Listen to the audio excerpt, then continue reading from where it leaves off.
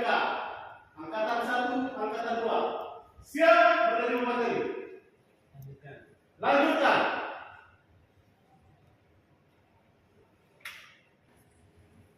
Lagi apa kabar?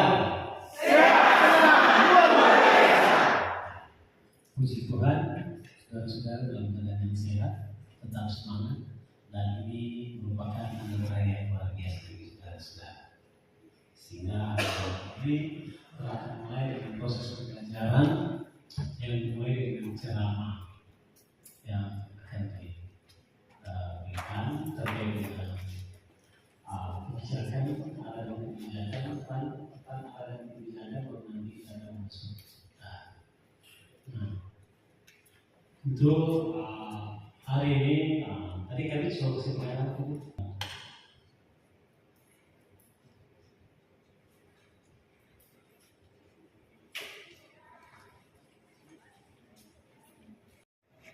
ya, dan untuk karakter bilik ini bagaimana mau menggali kembali potensi diri saudara-saudara yang nantinya akan memberikan suasana baru ketika saudara akan menemukan apa sebenarnya potensi yang Bapak Ibu miliki. Kemudian dari situ Bapak Ibu akan coba mengaktualisasikan dalam kehidupan sehari-hari sehingga potensi itu dapat menjadi karakter bagi saudara-saudara. Ya, tapi saya mau masuk lebih dulu di arah dan kebijakan. Ya, arah dan kebijakan. Ya, nanti sebentar berkembang bagaimana arah dan kebijakan baru kemudian masuk sikap perilaku pelayan publik. Oke. Nanti kita jelaskan sebentar kalau singgung dengan tadi. Ya, tulis di HP. Di HP itu cuma kata-kata kuncinya. Jadi arah kebijakan dulu di sini. Ini sebentar. Baik Bapak Ibu, sehat-sehat semua kan? Iya. Di kota-kotaku. Tuh, pengalaman saya. Oke, menyanyi di sini senang, di sana senang. 1, 2, ya. Di sini senang, di sana senang.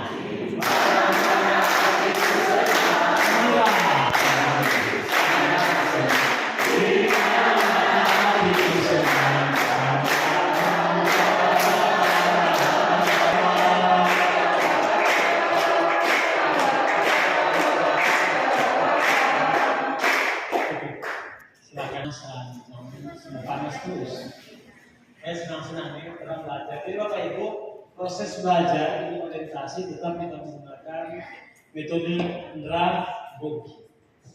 Maksudnya andragogi ini adalah pembelajaran orang dewasa. Pembelajaran orang dewasa itu adalah melihat bahwa saudara-saudara adalah manusia-manusia yang sudah punya isi, sudah ada banyak latar belakang. Prior knowledge saudara-saudara sudah sangat banyak, pengetahuan sudah sangat banyak, pengalaman sudah sangat banyak, sehingga proses inilah yang menempatkan saudara-saudara bukan seperti anak sekolah dengan metode pedagogi, masih kertas yang bersih, yang masih utuh, masih warna putih. Dan saudara-saudara semua sudah punya berbagai macam, sehingga satu dengan yang lain itu akan menjadi sumber belajar, menjadi bagian dari Anda untuk melengkapi kelengkapan kompetensi Anda, melengkapi kognisi Anda, melengkapi gizi intelektual Anda. Karena proses perjumpaan ini merupakan proses perjumpaan akademis, proses perjumpaan tenaga-tenaga yang memiliki experience, tentu secara pragmatis maupun secara experience-nya, ya pengalaman itu sudah sangat banyak. Pengalaman ini harus dilakukan karena saudara-saudara ini sudah menjadi bagian satu komunitas, satu sistem. So, sudah berada satu dengan yang lain lain itu sudah saling terikat, sudah saling memiliki satu dengan yang lain. Catat, angkat itu kata-kata kunci. Tidak usah kata-kata kunci itu proses belajar ya. Maka kita mau bilang definisi ya atau pengertian. Bapak Ibu yang tangkap kata kunci. Martani moko atau menantu atau lihat lain ya. HP kita cuma izinkan Bapak Ibu untuk mencatat apa yang perlu dicatat. Setuju, sepakat dalam sama? Ya, sepakat? Ya. Baik. Nah, ada yang mencari untung di tengah-tengah kebersamaan, berdayakan untuk diri saudara. Jadi sama-sama menjadi sumber belajar. Sumber belajar. Kenapa harus jadi sumber belajar? Supaya proses pertemuan ini, proses perjumpaan ini, saudara menemukan apa yang disebut dengan meaningful learning. Belajar meaningful. Belajar bermakna. Belajar bermakna, punya arti. Orang yang perjumpaan ini dan Bapak Ibu yang perjumpaan itu mendapatkan sesuatu yang bermakna untuk Bapak Ibu. Kemudian yang kedua, proses kebersamaan ini, jadi sekali lagi namanya kebersamaan tidak ada yang sendiri-sendiri, ada di bagian. Jadi gerakan Anda itu tidak boleh tambah, tidak boleh kurang, kecuali kreativitas, kreasi dan image kepentingan bersama. Untuk kepentingan bersama, sama halnya kalau di kantor. Ikatan emosional itu sebenarnya untuk membangun bersama, membangun kepentingan bersama, kepentingan institusi, kepentingan organisasi. Tetapi untuk saat ini, angkatan 1 dan angkatan 2 harus memiliki kebersamaan. Jadi diri Anda, cara berpikir Anda, cara berperilaku dan perasaan dulu, bagaimana saudara akan memahami dalam konteks bersama. Paham sampai di sini? Oke. Lanjut. Yang kedua, ada yang disebut dengan apa? Spontanitas. Jadi namanya spontanitas, saudara tidak boleh lagi untuk apa? Tunggu dipaksa, tetapi kreativitas, imajinasi saudara atau inisiatif saudara harus dikontrol. Jangan takut, jangan sungkan, jangan malu. Tapi bagaimana saudara membangun diri Anda itu, apa yang ada dalam diri spontan saja. Jangan ragu, jangan takut salah. Jangan takut salah. Ini jangan sampai dengan ketawa saja kalau salah. Ya, yang penting beri dalam konteks belajar. Nggak usah sungkan. Boleh? Jadi spontan. Begitu pula kalau mau meminta izin keluar, cukup jawab. Kalau ini ambil jawab cari. Kalau mana selesai begini, ya itu cari begini. Apa itu? Buang air kecil. Kalau ini begini, kalau 10 jari sudah lebih besar, apa? Buang air besar. Nah ada kembali. Jangan tambah lagi gerakan. Mau begini, nah ada akibat dari pembunuhan. Cuma di pembunuhan cuma gimana? Cuma tangan coba. Ini mau apa? Kalau begini, ya itu sepakat. Jadi spontan saja, jangan kita tahu. Yang harus kita perlukan adalah partisipatif. Partisipatif ini boleh soal ada bersama, soal spontan, tetapi kalau diri Anda ada tekanan, ada kebutuhan, ada batasan, malu, sungkan itu saudara tidak akan mati. Jadi harus apa? Aktif. Saudara harus berpartisipasi aktif, melibatkan diri secara penuh untuk apa? Untuk belajar. Kalau dirasa boleh bikin, kalau disampaikan, sampaikan. Jangan simpan. Kalau ditahu, kasih tahu, itu berbagi. Jangan malu-malu, jangan ragu-ragu, jangan ragu. Asas keempat ini harus apa? Terbuka atau itu orang open minded, ya. Open ini dalam bagaimana saudara untuk menghormati atau menghargai satunya. Boleh? Nah, kenapa proses air putih? Yaitu orang-orang suci. Orang. Tapi ada yang ada isi campur teh, ada kopi, ada susu. Nah, semua campuran kan gitu toh. mungkin ada lain-lain, ada mungkin tikus, serangga, ada bir, apa lagi? Coca-Cola. Nah, begitu di otak saudara. Nah, oleh karena itu, saudara-saudara ini kami hargai sebagai orang dewasa, maka Bapak Ibu juga harus berperilaku orang dewasa, berpikir sebagai orang dewasa. Oke? Nah, kurang mulai. Untuk menulis itu kenapa? Lagi saya katakan, karena Bapak Ibu ini sebagai aparatur sipil negara. Bapak Ibu ini sebagai ASN tentu mempunyai tanggung jawab. Apa tugas ASN? Fungsi ASN apa? Fungsi ASN. Nah, Bapak Ibu harus ingat, kehadiran Bapak Ibu di sini, ya, tentu karena negara sangat menghormati, menghargai Bapak Ibu.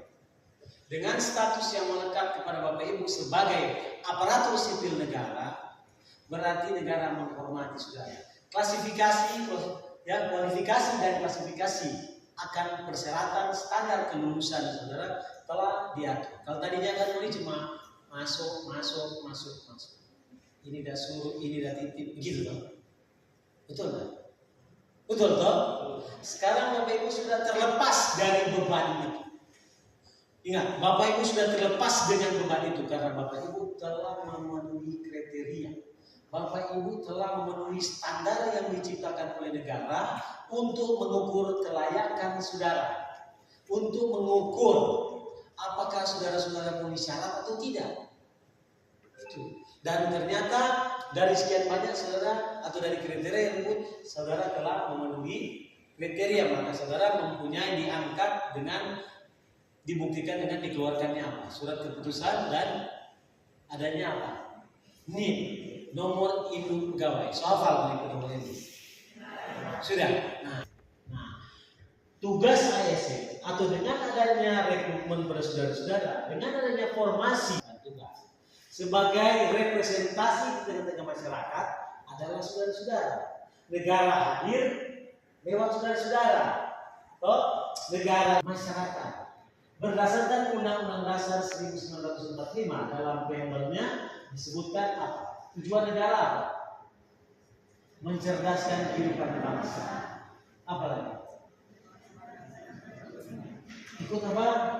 Ikut dasar kehidupannya apa lagi? Apa?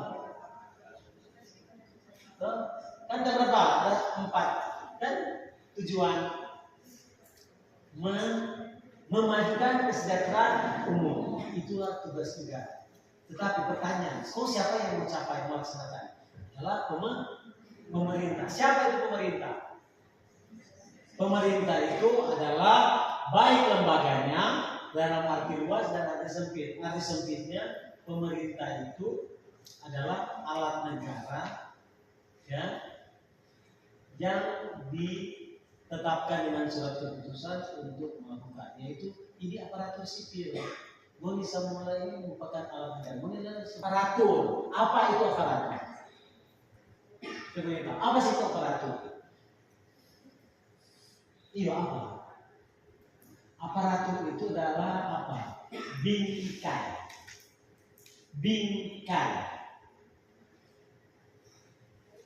Aparatur itu adalah bingkai. Nah, seperti ini. Di sini ini ada bingkainya. Nah, yang mengayomi supaya itu gambar, itu simbol itu tidak rusak. Misalnya di HP. Apa? Oh, ini pengen miring ini terangkat. Mulai dengan dari mau jadi kaya. Sonda mau jadi kaya. Makanya mau tidak suka terjebak. Terjebak Moni sudah mau jadi kaya gaji berapa? Iya. Naik pendidikan berapa? 3 juta. 3.200.000 tinggal di rumah. Mau kerja di provinsi. Tiap hari berapa ribu penghasilannya? kendaraan. Kira-kira kalau satu bulan berapa pengeluaran bensin? Boleh sebut itu. Nah, boleh 500. Jadi 3.250, 200 kurang 500 tinggal berapa? Pusat 32 kurang 5 29 7 27. Kemudian makan. Masa belanja itu satu kali makan kira-kira berapa budgetnya? Boleh sampai berapa? Banyak kan gratis ya. Kalau dirupiahkan berapa sekali makan? 30. 2 kali makan 30.000 kali 24 jam. 24 atau berapa? 20 kurang 2 juta 100. Duit pusat berapa? Satu bulan kuota berapa satu bulan? Nah, kasih kurang lagi. 3.000 tiap hari. Cuma sekali dari pihak uang. Berapa? 3.000 kali 20 berapa? 3.000 kasih kurang. Biaya sosial. Sosial utamanya kan taman, kopi itu semua kopi. Boleh berapa? Tuh belum itu. Iya, setelah jadi berapa? 60.000 lagi. Ya, 30.000 kali 20 berapa? 600 kasih kurang lagi, jadi berapa? 190. Sekarang boleh berat. Berapa? Berat boleh berapa? Satu bulan boleh 500. Boleh, kasih kurang lagi. Hah? Berapa tadi? 1 2 kurang berapa? 500? Kurang 750. Tuh, lipstick. Hah? 80.000 satu bulan. Oh, ini masih lihat apa? Lihat harga kan?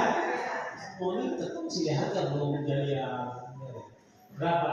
Oke, sekarang boleh dari sabun.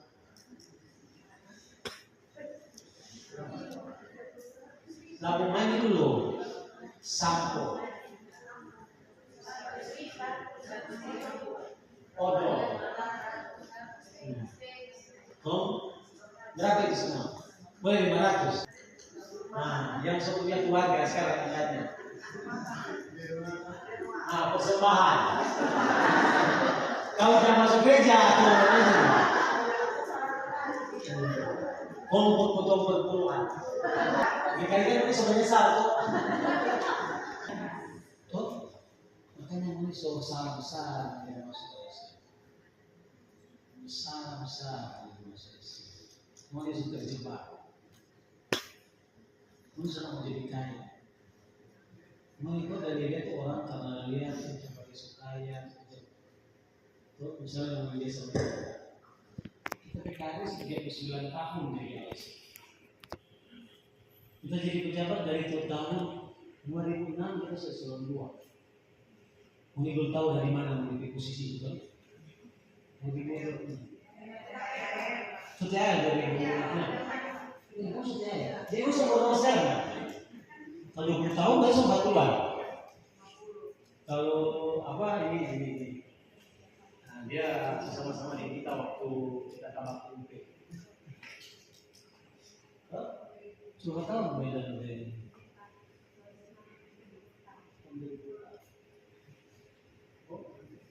tapi sebelum 2 jadi kalau Bapak Ibu lihat mau itu coba kaca ya kan jadi beberapa sudah ini tahu lebih lama. Dan dulu waktu itu doi belum ada aturan.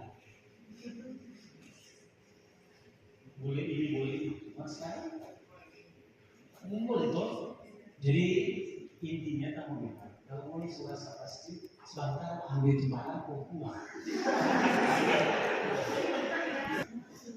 Nah, tetapi Bapak Ibu sebenarnya mesti bangga. Walaupun gaji kecil, sederhana, tetapi tanggung jawab yang Bapak Ibu miliki diberi oleh negara, diberi oleh pemerintah, sehingga ada satu kebanggaan dengan status yang kita.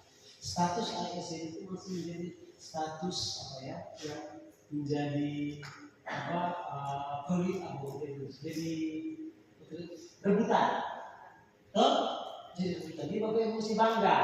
Nah, bagaimana saudara harus bangga? Nah, Bapak Ibu harus kerja bagus-bagus. Makanya harus tahu dulu itu fungsi bagaimana mau kerja. Kamu belum tahu itu fungsi ASN. Fungsi ASN cuma 3.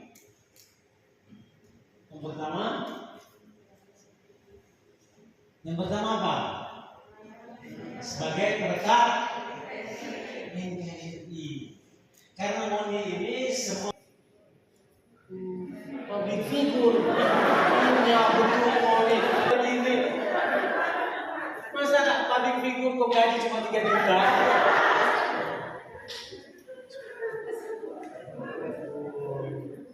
Susah. Konstitusi ini baru mulai peraturan presiden, impres, baru kemudian menteri, surat edaran menteri, instruksi menteri, itu semua baru sampai dengan keputusan peraturan kepala daerah, keputusan kepala daerah, itu semua sampai kepala dinas punya keputusan dengan kebijakan publik, yaitu suatu keputusan yang dibuat oleh lembaga negara atau individu yang diserahkan tugas oleh negara yang punya kewenangan negara untuk mengeluarkan keputusan demi kepentingan organisasi atau kepentingan masyarakat, itu disebut dengan kebijakan. Ini dua terima. Orang sampai di sini mau disulai, pulang. Mana ini satu? Mana dua? Mana ini? Ini 5 ini. Apa tuh PKTU itu?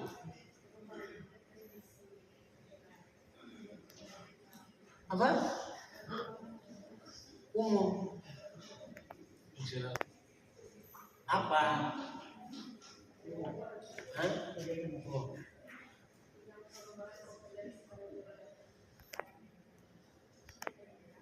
Hah? Kita mau tes berapa? Ketiga, sebagai publik. Lagi. Itu dulu untuk dipahami. Jadi landasan orang bekerja itu adalah regulasi. Regulasi itu harus dilaksanakan karena negara ini supaya dia apa? Aman dan nyaman. Makanya penegak atau perekat. Mau yang rekatkan itu makanya laksanakan segala aturan kebijakan yang dibuat melalui kerja. Itu menjadi tugas utama di instansi. Nah, tentu rantai kompetensi FAN 2023 dia punya kompetensi ada berapa? Ada berapa? Berapa jenis kompetensi? Undang-undang yang dilihat terpaku di situ. Kemudian kedua kompetensi teknis dan yang ketiga kompetensi sosio-kultural. Jadi Bapak Ibu ini jadi yang pertama orang membangun mulai masuk saja jadi ASN harus memiliki kompetensi. Belajar tanpa berpikir tidak berguna. Tetapi berpikir tanpa belajar adalah berbahaya. Itu dia bilang. Nah, jadi saudara harus paham. Kalau kata orang belajar pun hanya berpikir, tak berguna, lebih baik mau pulang, lebih baik mau tidur, lebih baik mau pergi baku polok jadi mau istri, anak, mau daripada mau datang. Makanya saya ajak saudara konsentrasi supaya berpikir, berproses interaksi, ya antara otak Anda proses interaksi panca indera dengan fenomena yang ada, dengan apa ya, dengan sumber-sumber belajar, dengan sekitar-sekitar yang ada. Itu terjadi proses berpikir bersama-sama. Oke, terima kasih atas perhatian. Semoga ini bermanfaat bagi saudara-saudara. Tuhan memberkati saudara-saudara supaya saudara-saudara ini tetap semangat menjadi ASN yang profesional. Amin. Demikian. Dan apa selanjutnya? Ini istirahat makan. Oh iya, mari berbaris saudara. Oh harus. Siap. Berarti orang berdiri berapa? Ya, silakan. Siapa mau arahkan? Dia atau